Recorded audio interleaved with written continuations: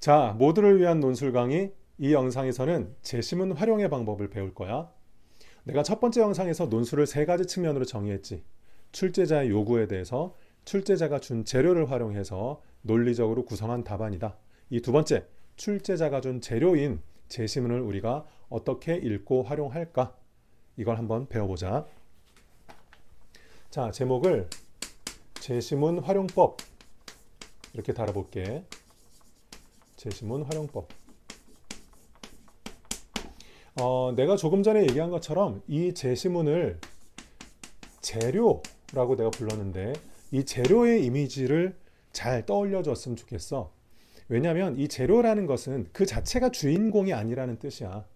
항상 우리는 이걸 이용해서 답안을 작성할 뿐이지 여기에 끌려다니는 것이 아니란 말이야.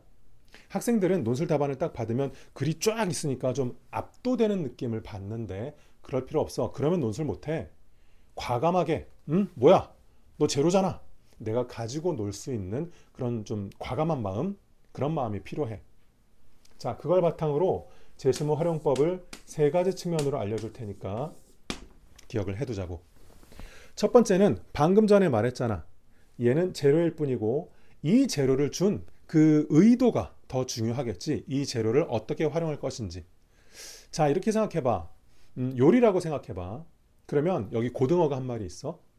이 고등어는 어떻게 손질하냐에 따라서 회가 될 수도 있고 조림이 될 수도 있을 거야. 그런데 그게 고등어 그 자체의 특성에서 미리 결정되는 것은 아니지. 그것은 이걸 가지고 무엇을 만들지 셰프의 고민에 따라서 달라질 거야. 마찬가지로 제시문도 재료니까 이 제시문을 준 출제자, 그 사람의 의도에 따라서 읽고 활용해 줘야겠지. 앞에 영상에서 뭐라고 했어? 그 출제자의 의도가 담겨 있는 게 뭐냐면, 그렇지, 논제잖아. 그래서 첫 번째 원칙이 뭐냐면 이 논제를 의식하면서 제시문을 활용한다. 이게 첫 번째 원칙이야. 그러니까 여러분은 이렇게 생각해 볼 수 있어. 예를 들어서 논술 문제를 봤는데 이렇게 돼 있다고 해봐. 제시문 가의 관점에서 나를 설명하시오. 나의 어떤 상황이 있나 봐. 이것을 설명하고 2번에서 제시문 가와 다를 비교하고 그 다음에 뭐뭐 하시오. 이런 식으로 문제가 나왔다고 해보자. 그러면 여기 보다시피 이 가라는 제시문은 1번에도 나오고 2번에도 나온단 말이야. 그러면 우리는 이 제시문 가를 한 번 읽고 똑같이 1번에서 그리고 2번에서 활용하면 될까? 그럴 수도 있겠지만 조금 다르게 접근해야 될 가능성이 훨씬 커. 왜냐하면 1번이라는 논제와 2번이라는 논제에서 제시문 가의 기능이 다르잖아. 여기서는 나를 설명하기 위한 설명의 근거로 등장한 것인데 2번에서는 다와의 비교 대상으로 등장했지.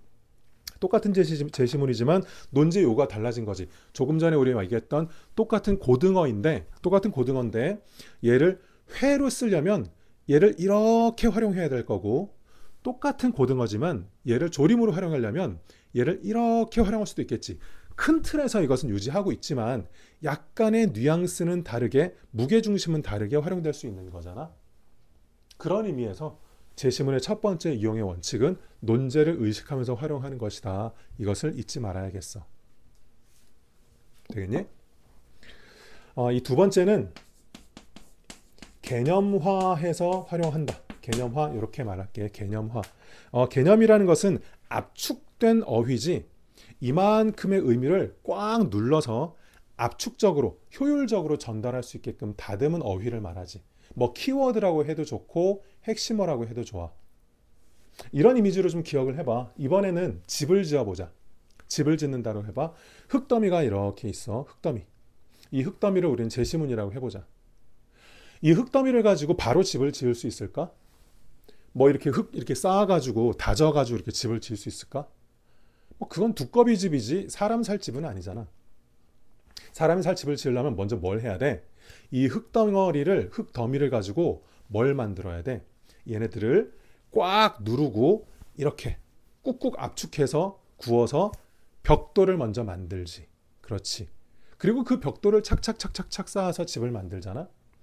마찬가지야. 이 개념이라는 것은 그 흙덩어리를 압축해서, 그래서 제시문이 이만큼의 제시문의 내용이 있으면 그것을 이렇게 압축해서 꽉 누른 중요한 개념들로 정리한 다음에 그 개념들을 이용해서 논술이라는 집을 지어야 한다.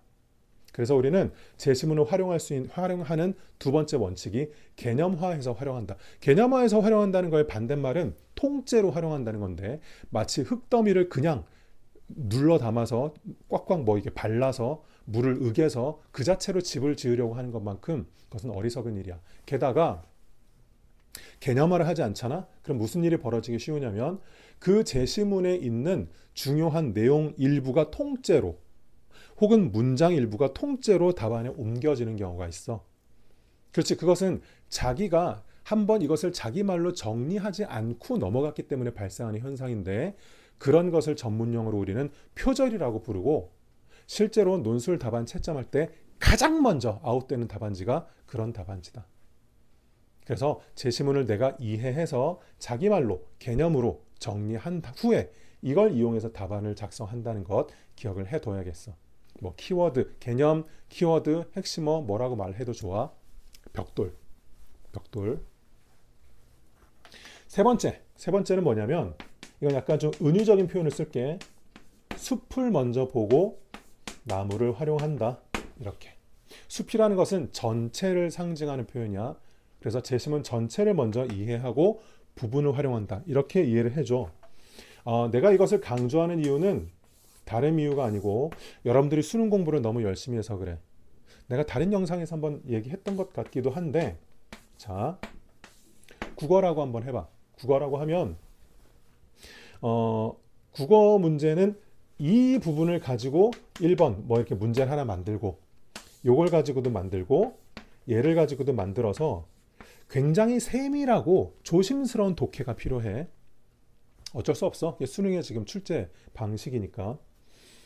그런데 그러다 보니까 학생들은 뭘 놓치기 쉬우냐면, 네모, 세모, 동그라미는 보는데 이 전체의 취지를 이해하는데 조금 약해.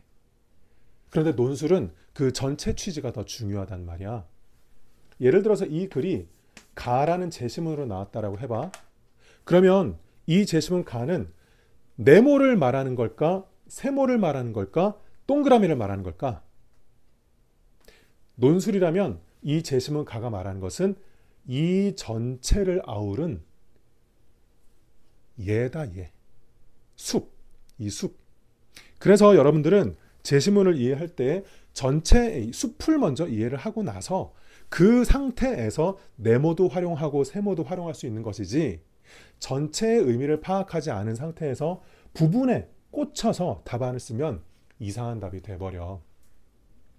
아까 말했던 것처럼 이걸 잘 학생들이 못하는 이유는 평소에 많은 시간을 들여서 공부하는 국어나 이런 과목이 너무 이 조금 좀 세밀하고, 뭐 하나라도 좀 틀려 있게 읽으면 안 되고, 좀 그런 식으로 독해를 하다 보니까 전체를 보는 안목이 조금 약해.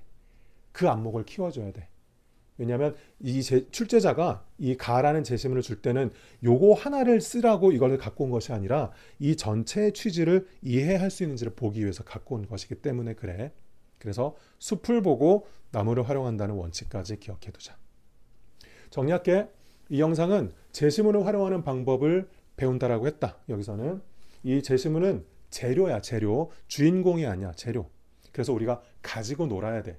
그런 약간 적극성, 좀 배짱, 용기, 그런 걸 가지고 들어간다. 그런 일단 마음을 가지고 첫 번째, 논제를 의식하면서 활용한다. 그리고 두 번째, 통째로가 아니라 개념화해서, 달리 말해서 가공해서, 적절히 가공해서 활용한다. 통째로 활용하는 것이 아니고.